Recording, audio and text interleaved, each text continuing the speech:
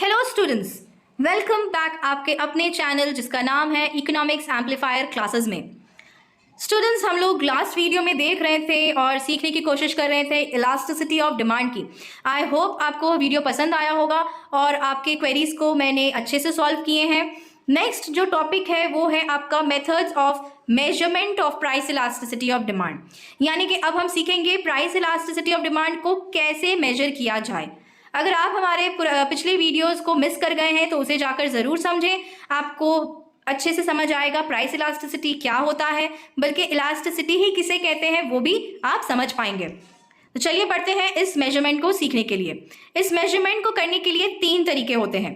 पहला है परसेंटेज और प्रोपोर्शनेट मेथड, दूसरा है टोटल एक्सपेंडिचर मेथड और तीसरा है पॉइंट और ज्योमेट्रिक मेथड। तो परसेंटेज और प्रोपोर्शनेट मेथड में, यानी कि जैसे कि आपको बताया है मैंने कि प्राइस इलास्टिसिटी को हम लोग डिनोट करते हैं स्मॉल ईपी से। तो यहाँ पर EP is equal to percentage change in quantity demanded by percentage change in price, यानी कि हम लोग परसेंटेज निकालेंगे, क्वांटिटी डिमांडेड का परसेंटेज और प्राइस के चेंजेस का परसेंटेज, और उसे अगर हम लोग डिवाइड करते हैं तो हमें प्राइस इलास्टिसिटी मिल जाएगा। परसेंटेज निकालने का भी फॉर्मूला मैं आपको बताऊंगी, यानी कि change in quantity demanded by initial quantity. हमेशा आपको 2 क्वांटिटीज दिए जाएंगे, एक होगा आपका पुराना क्वांटिटी और एक होगा नया क्वांटिटी, यानी कि प्राइस घटने या बढ़ने से पहले के क्वांटिटी और उसके बाद की क्वांटिटी। इन दोनों के बीच का चेंजेस निकालना है और उसे डिवाइड करना है पुराने वाले, यानी कि इनिशियल क्वांटिटी से डिवाइड करेंगे, इनटू 100 करेंगे तो हमें परसेंटेज चेंज मिल जाएगा। सिमिलरली अगर प्राइस का परसेंटेज निकालना है तो क्या हो जाएगा, change in price by initial price into 100। ना इन दोनों को न्यूमरेटर और डिनोमिनेटर में बैठाने के बाद हमें प्राइस इलास्टिसिटी आराम से मिल जाएगा। इसे अगर हम लोग प्रोपोर्शनेट मेथड में सॉल्व करना चाहें तो यहाँ पर हम लोग उसे भी कर सकते हैं। EP is equal to delta Q by delta P into P by Q। Now ये क्या है, delta P is your change in quantity. जो हमने यहाँ पर देखा कि हमने पुराने वाले क्वांटिटी और नए वाले क्वांटिटी का डिफरेंस निकाला, उसे ही हम लोग डेल्टा Q कहते हैं, डिवाइडेड बाई डेल्टा P, यानी कि चेंज इन प्राइस, पुराने वाले प्राइस और नए वाले प्राइस का डिफरेंस लेने पर हमें डेल्टा P मिल जाएगा, into P by Q। Now यहाँ पर इनिशियल प्राइस और इनिशियल क्वांटिटी की ही बात की जा रही है, यानी कि पुराना प्राइस और ओल्ड क्वांटिटी। ना इस तरीके से अगर यहाँ पर सारे फिगर्स को बैठाएंगे तो हमें आराम से प्राइस इलास्टिसिटी मिल जाएगा। ये हो गया परसेंटेज और प्रोपोर्शनेट मेथड।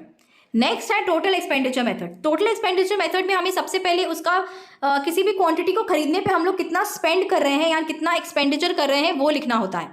तो it is the product of the price of a commodity and the quantity demanded at that price. Total expenditure क्या हो जाएगा, प्राइस इंटू क्वांटिटी। अब हमें क्या करना है, प्राइस इंटू क्वांटिटी करके हमने टोटल एक्सपेंडिचर तो निकाल लिया।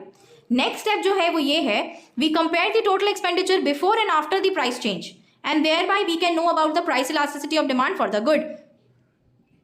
नाउ नेक्स्ट हमें टोटल एक्सपेंडिचर को बिफोर और आफ्टर को चेंज कंपेयर करना है।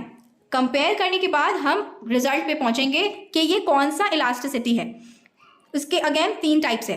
व्हेन टोटल एक्सपेंडिचर इंक्रीजेस, अगर कंपेयर करने पे हमें ये पता चलता है कि हमारा टोटल एक्सपेंडिचर बढ़ गया है तो EP will be greater than 1, यानी कि प्राइस इलास्टिसिटी हो जाएगा ग्रेटर देन 1, जिसे हम लोग इलास्टिक डिमांड कहते हैं। व्हेन टोटल एक्सपेंडिचर डिक्रीजेस, अगर हमारा टोटल एक्सपेंडिचर डिक्रीज कर गया है कंपेयर करने पर पता चलता है तो यहाँ पर हो जाएगा EP इज लेस देन 1, यानी कि लेस इलास्टिक।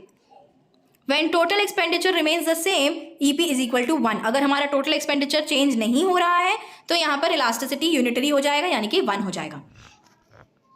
इसे आपके सहूलत के लिए यहाँ पर देखिए मैंने एक चार्ट बना करके भी आपको रिप्रेजेंट किया है ना, ताकि आपको याद रखने में आसानी हो।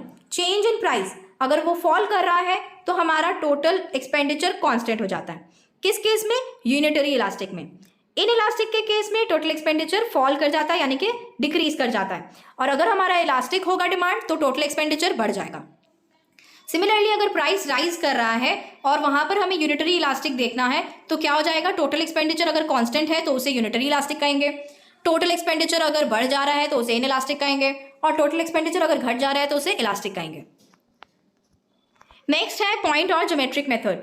पॉइंट और ज्योमेट्रिक मेथड में जाने से पहले मैं आपको बता दूं, अगर आपने हमारे चैनल को सब्सक्राइब नहीं किया है तो तुरंत उसे सब्सक्राइब कर लें और बेल आइकन को दबा दें ताकि आपको हमारे आने वाले वीडियोस की नोटिफिकेशन मिलती रहे, और इसे अपने दोस्तों के साथ शेयर करना ना भूलें। पॉइंट और ज्योमेट्रिक मेथड की तरफ बढ़ते हैं। पॉइंट और ज्योमेट्रिक मेथड दो तरीके से होता है। एक है जहां पर डिमांड कर्व बिल्कुल ही एक स्ट्रेट लाइन की तरह आपको दिया गया है, आपको वहां पर इलास्टिसिटी मेजर करनी है, या फिर एक नॉन लीनियर डिमांड कर्व आपकी तरफ दिया गया है और उस कर्व पे आपको किसी पॉइंट पे इलास्टिसिटी मेजर करनी है। ये दोनों ही मेथड को हम लोग आज सीखेंगे। Price elasticity of demand at any point on the demand curve can be measured using this method. इस मेथड को इस्तेमाल करते हुए हम प्राइस इलास्टिसिटी आराम से समझ सकते हैं। स्ट्रेट लाइन डिमांड कर्व अगर देखें तो suppose we want to measure price elasticity of demand at point R on a linear और straight line demand curve A B which is intercepted by both the axis. अब यहाँ पर देखिए एक demand curve है ए बी और हमें major करना है इलास्टिसिटी एट पॉइंट आर, तो उसे कैसे मेजर करेंगे? EP at point R is equal to lower line segment by upper line segment। now यहाँ पर जिस पॉइंट पे आपको मेजर करना है इलास्टिसिटी वहां से ठीक लाइन को डिवाइड कर देना है। उसके नीचे वाले सेक्शन को कहेंगे लोअर लाइन सेगमेंट और उसके ऊपर वाले सेक्शन को कहेंगे अपर लाइन सेगमेंट। तो यहाँ पर अगर आपको दिख रहा है तो ये क्या हो जाएगा, लोअर लाइन में RB है और अपर लाइन में RA है, उसको हम लोग लिख देंगे RB/RA। क्यों? क्योंकि फॉर्मूला है लोअर लाइन सेगमेंट बाय अपर लाइन सेगमेंट। इसको लिखने के बाद हम देख रहे हैं कि RB का जो लेंथ है वो काफ़ी बड़ा है एज कम्पेयर टू RA, इसलिए हम यहाँ पर डायरेक्टली ये कह सकते हैं कि इलास्टिसिटी जो है ग्रेटर देन 1 है, यानी कि इलास्टिमांड प्रिवेल करता है। सिमिलरली अगर हम इसी इलास्टिसिटी इसी डिमांड कर्व पे मेजर करना चाहें इलास्टिसिटी एट पॉइंट K, तो क्या हो जाएगा, ये अब आप भी सॉल्व कर सकते हैं। फॉर्मूला है लोअर लाइन सेगमेंट बाय अपर लाइन सेगमेंट। हमने अगर K के पास से लाइन को डिवाइड किया तो क्या हो जाएगा, KB/KA। ना यहाँ पर जो है वो KA बड़ा है एज कम्पेयर टू KB, तो यहाँ पर हम कह सकते हैं कि price elasticity of demand will be less than 1। Similarly आप ये डायग्राम में देखें, यहाँ पर अलग अलग पॉइंट्स पे अलग अलग इलास्टिसिटी के बारे में बता दिया गया है कि अगर पॉइंट X एक्सिस के ऊपर फॉल करता है तो वो 0 होगा, Y एक्सिस के ऊपर फॉल करता है तो वो इन्फिनिटी होगा, अगर पॉइंट E के तरफ है तो वो ग्रेटर देन 1 है, अगर पॉइंट C की तरफ है आपका पॉइंट तो वो लेस देन 1 है, और अगर ठीक लाइन के बीच यानी कि D की तरफ है तो वो इक्वल टू 1 हो जाएगा। तो विद दिस हमने लीनियर डिमांड कर्व से इलास्टिसिटी निकालना सीख लिया। अब बारी आती है नॉन लीनियर डिमांड कर्व की। नॉन लीनियर डिमांड कर्व अगर हम लोग देखें तो कुछ इस तरीके का होता है। ये है आपका नॉन लीनियर, यानी कि ये एक स्ट्रेट लाइन तो नहीं है बल्कि एक कर्व है।